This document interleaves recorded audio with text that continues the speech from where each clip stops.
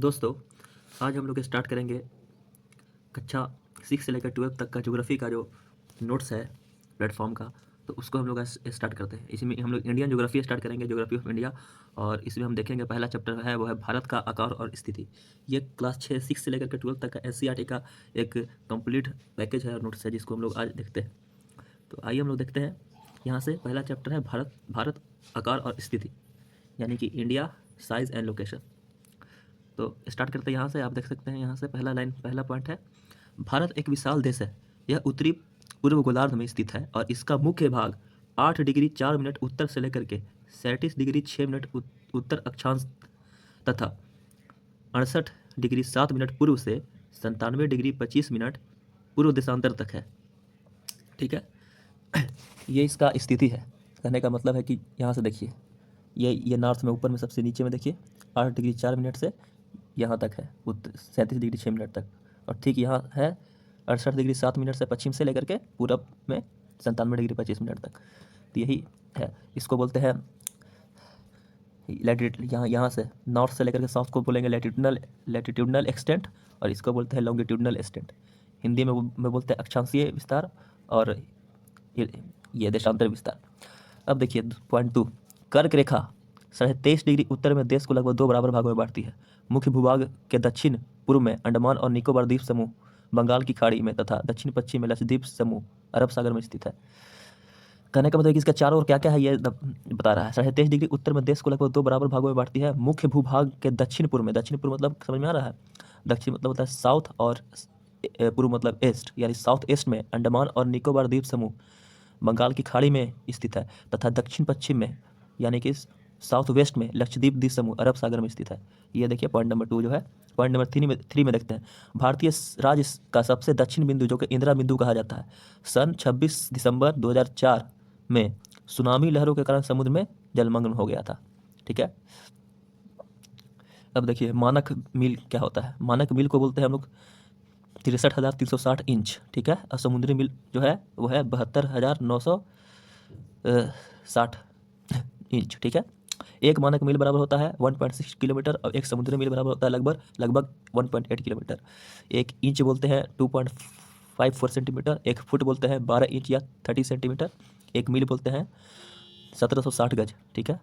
तो ये सब कुछ मुख्य मैथमेटिकल ये है, आप देख सकते हैं। अब आते हैं आकार के बारे में, भारत का आकार। ठीक है। आकार भारत के भूभाग का कुल क्षेत्रफल लगभग 32,87,263 वर्ग किलोमीटर है।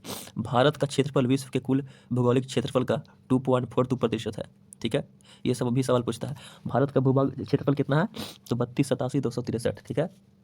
भारत का क्षेत्रफल कितना है, तो 32,87,263। भारत का जो क्षेत्रफल है वह है 32,87,263। ठीक है। अब देख सकते हैं पॉइंट नंबर 5 देखते हैं। इसके दक्षिण का भूभाग उत्तर में चौड़ा है और 22 डिग्री उत्तरी अक्षांश से हिंद महासागर की ओर संकरा हो जाता है। यानी कि कहने का मतलब ये है कि ये देखिए, ये भारत का अगर मैप है, ठीक है, तो ये जो एरिया है ना, ये है यहाँ पे है 22 डिग्री, ये 22 डिग्री है। ठीक है। यहाँ से जो है ये ऐसे संकरी, ये जो है प्रायद्वीप, ये ऐसे यहाँ पे पतला होता जाता है, यहाँ से भारत। बाकी यहाँ से देखिए गुजरात है, यहाँ से इंडिया है, और ये जो अपना इंडिया यहाँ से ऐसे है। तो ये जो एरिया है ना, ये वाला यहाँ से 22 डिग्री एरिया है, कह रहा है यही 22 डिग्री है, 22 डिग्री है। ठीक है। तो यहाँ से जो है वो ये हल्का, ये क्या बोला, इसलिए दक्षिण का भूभाग उत्तर में चौड़ा और 22 डिग्री उत्तरी अक्षांश में, देख रहे हैं ये 22 डिग्री की बात बोल रहा है, ये 22 डिग्री उत्तरी अक्षांश में हिंद महासागर की ओर संकरा हो गया है। इसके पश्चिम में अरब सागर तथा पूर्व में बंगाल की खाड़ी स्थित है। अब देखिए अक्षांश और देशांतर का विस्तार लगभग 30 डिग्री है, परंतु फिर भी पूर्व से पश्चिम का विस्तार 29-33 किलोमीटर और उत्तर से दक्षिण विस्तार 32-14 किलोमीटर की अपेक्षा कम प्रतीत होता है। ठीक है। कहने का मतलब है कि अक्षांशीय और देशांतरीय विस्तार जो है वो लगभग 30 डिग्री का ही अंतर है, लेकिन फिर भी देखा जा सकता है कि ये जो है ना, ये एरिया देखिए, यहाँ से देखिए ये लंबाई जो है ना, ये 32-14 है और चौड़ाई जो है वो 29-33 है। लगभग सेम ही है, लेकिन थोड़ा सा आपका फर्क है। अक्षांश और देशांतर का विस्तार है परंतु फिर भी पूर्व से पश्चिम का विस्तार 29-33 और उत्तर से दक्षिण का विस्तार 32-34 है। गुजरात के, अब देखिए, गुजरात से अरुणाचल के स्थानीय समय में लगभग 2 घंटे का अंतर होता है। ठीक है, 82 डिग्री 30 पूर्व देशांतर रेखा को भारत की मानक यमुनोत्तर कहा जाता है, यानी इंडियन स्टैंडर्ड टाइम का माना गया है, जो कि उत्तर प्रदेश के मिर्जापुर के पास नहरी से गुजरती है। ठीक है, अब देखिए ये पॉइंट यहाँ से, संयुक्त राज्य अमेरिका में 7 एवं कनाडा में 6 मानक समय देशांतर है। ठीक है, संयुक्त राज्य अमेरिका में 7 एवं कनाडा में 6 मानक समय देशांतर है। कहीं कहीं मानक समय 1 से अधिक होता है, जैसे अमेरिका में 7 है और कनाडा में 6 है। प्रत्येक 1 डिग्री देशांतर के लिए स्थानीय समय 4 मिनट का अंतर होता है, यानी आप अगर 1 डिग्री खिसकिएगा तो 4 मिनट का फर्क आएगा उसमें। पश्चिम में गुजरात की अपेक्षा पूर्व में अरुणाचल प्रदेश में सूर्योदय लगभग 2 घंटे पहले होता है। अक्षांश का प्रभाव दक्षिण में उत्तर की ओर दिन और रात की अवधि पर पड़ता है। ठीक है, भारत तथा विश्व, भारतीय भूखंड एशिया महाद्वीप के पूर्व और पश्चिम के मध्य स्थित है। भारतीय भूभाग एशिया महाद्वीप का दक्षिणी विस्तार है। हिंद महासागर, भारतीय भूखंड एशिया महाद्वीप के पूर्व और पश्चिम के मध्य स्थित है। भारतीय भूभाग एशिया महाद्वीप का दक्षिणी विस्तार हिंद महासागर जी के पश्चिम में यूरोपीय देश और पूर्वीय देशों को मिलाता है। भारत के केंद्रीय स्थिति प्रदान करता है। अब देखिए ये पॉइंट जो हम टिक आउट किए हैं वो पॉइंट बहुत बहुत बहुत इंपॉर्टेंट है। सन 1869 में सुएज नहर के खुलने में भारत और यूरोप के बीच दूरी लगभग 7,000 किलोमीटर कम हो गई।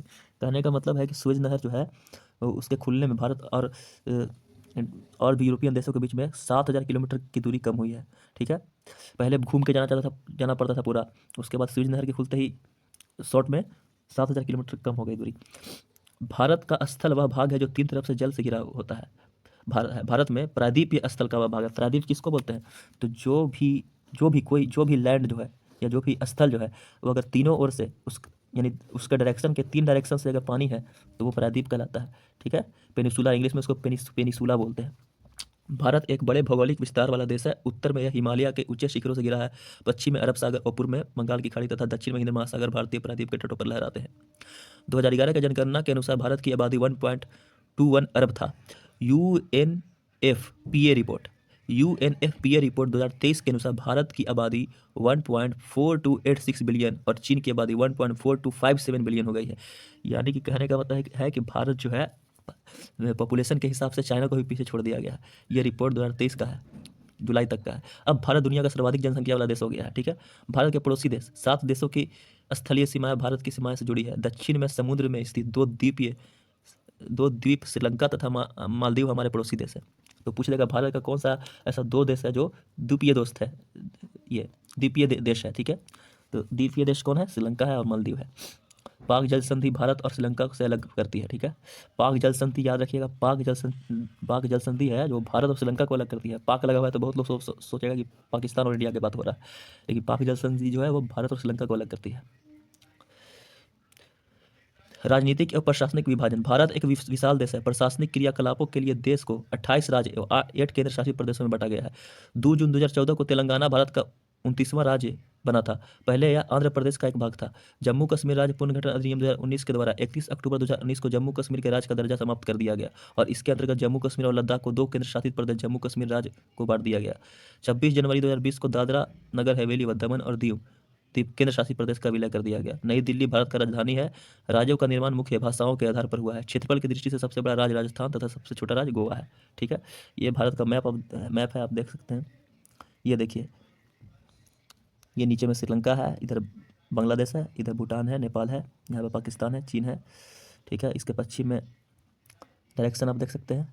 ये होता है वेस्ट, ये होता है ईस्ट, ये होता है नॉर्थ और ये होता है साउथ। ये हो जाता है वेस्ट और वेस्ट मतलब साउथ वेस्ट, ये हो जाएगा साउथ ईस्ट। तो ऐसा ही होता है, ये डायरेक्शन है। तो यहाँ पे कौन है वेस्ट में? पूछेगा वेस्ट में कौन है? तो पाकिस्तान है। इधर नॉर्थ ईस्ट में कौन है? तो चीन है, नेपाल है, और इधर बांग्लादेश है ईस्ट में, और इधर साउथ में श्रीलंका है। ये था भारत और उसकी स्थिति। एक चैप्टर हम लोग यहाँ कंप्लीट कर लिए, आप देख सकते हैं। चाहेंगे तो आप इसको स्क्रीनशॉट ले सकते हैं नोट्स के लिए।